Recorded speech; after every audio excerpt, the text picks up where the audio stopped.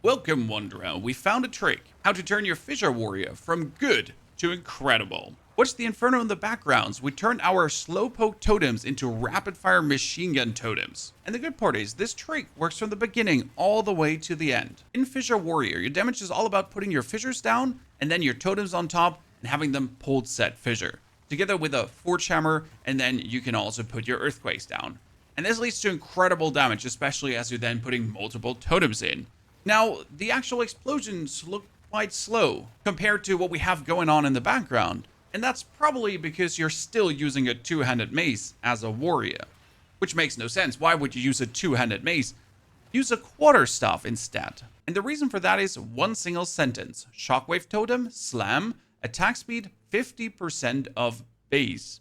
Now, a mace has a 1.1 attack per second base. And that leads to our Shockwaves totem having 0.18 attacks per second. Not too slow, not too shabby, and I honestly never questioned this speed. It looked quick enough for me. Well, a quarterstaff has 1.4 attacks per second base. And we're playing the rapid attacks for more attack speed, plus the urgent totems for more attack speed. And if you have more totems and summoned totems recently, they also get more attack speed, which means a higher base attack speed just multiplies up way better.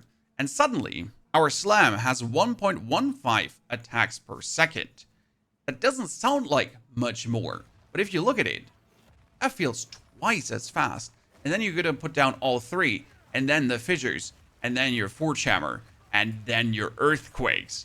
And suddenly, something that was already good got even better, and absolutely melts everything into pieces. And that's not even everything, because technically you can take this even further, up another notch. First though, the challenges with this. Usually your mace, only strength, so we're going to be stacking a lot of strength. Now you also have to go for a quarterstaff, which requires dexterity and intelligence. In my case, I was lucky enough to pick one up that had 35% reduced attribute requirements. However, you don't need to have maximum strength, because you don't need Giant's Blood. You just need enough strength to pretty much wield your massive greathammer, whatever weapon you're having there. 163. Good, I have that. I'm even overcapping. Sure, strength is also life, but a chest piece can give you 239 max life, and other pieces can give you tons of bonus maximum life too. My boots don't even have maximum life. So I'd rather have a good boots with maximum life than I'd try to stack as much strength as possible. I'm using right now a striking quarterstaff. You could technically also use a guardian quarterstaff, which has the 12% block chance. Why not? The good thing about using a quarterstaff is it can have equivalent damage like the Warhammer. That's 614, that's 631. And due to the increased attack speed, my Shockwave Totem's base already have more DPS as well. Not that the actual base damage matters, because you only want to have that jagged ground eruption, and you want to have the volcanic fissure erupt over and over again. Since you're going to have 8 fissures, 3 totems, each fissure getting pulled doing 20,000 damage. Then you get 6 earthquakes, each earthquake eruption also 20,000 damage, and then all 3 totems erupting 6 patches of earthquakes, plus that forge hammer putting down itself a fissure that also gets erupted by all 3 totems. Ergo, more attack speed makes everything else just do more damage. Still, having your totems have more base DPS does not hurt, unless you want to take this even further. Because then we're looking at the Temple Maul Shia Bomb that has attacks per second 1.91. Now let's put away this quarterstaff and put on the Temple Maul. This will absolutely torch my Shockwave Totem's damage. My fissure damage, earthquakes, and forge hammers, they're unaffected because they're being used with my massive greathammer. However, we're suddenly looking at attacks per second of 1.57 instead of 1.15. Now, totems seemed already fast before, but this is... and then 3. And then everything. So you would sacrifice some DPS for the complete madness of super attack speed. Big difference between these two? You could have the Temple Maul very easy from level 28 on, while with the quarterstaff there might be a bit more fiddling stat-wise needed to use that earlier. And the Temple Maul is extremely cheap. We can go for Exalted, maximum of 10, Surge, then filter after attack speed, and for one single Exalted Orb, you could buy yourself a 1.9 attacks per second. I think 1.92 would probably be 15 exalted orbs right now. For 25, we could get a 1.92 attacks per second, but I guess 1.9 for one single exalted is a bit more convenient. I personally prefer the quarterstaff because I hate the idea of my totems not doing any damage at all.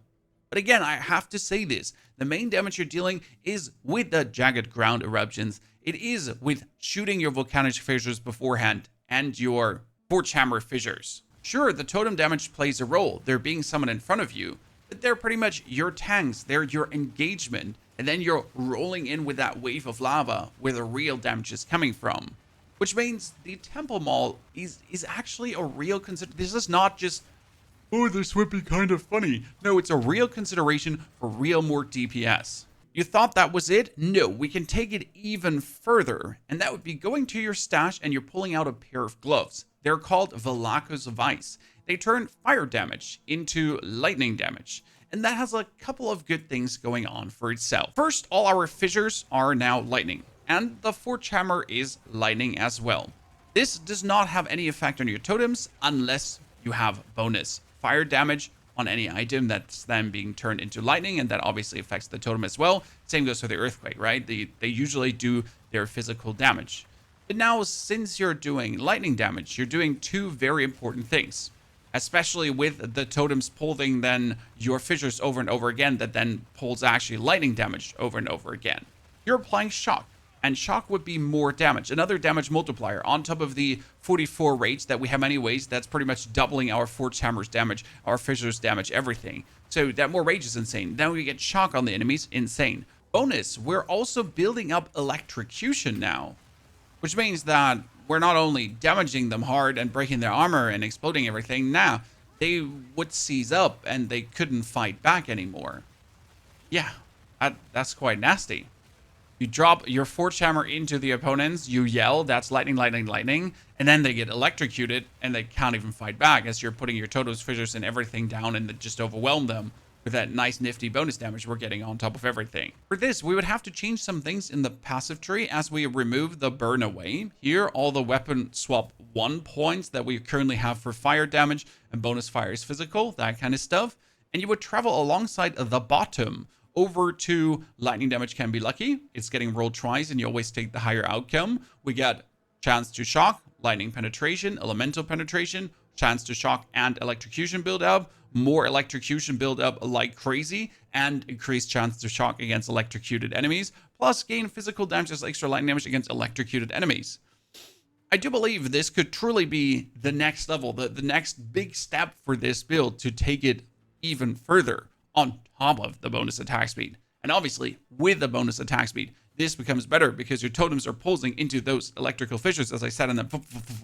What is it going to be for you, ladies and gentlemen? The Temple Maul or the striking quarterstaff, together with your absolute massive great hammer? Also, did you already put your support gems on the ancestral spirits? They're working again. Here's the video that breaks it all down for you and the beginner guide for the Fissure Warrior if you're just getting started. Enjoy and have a fantastic good day.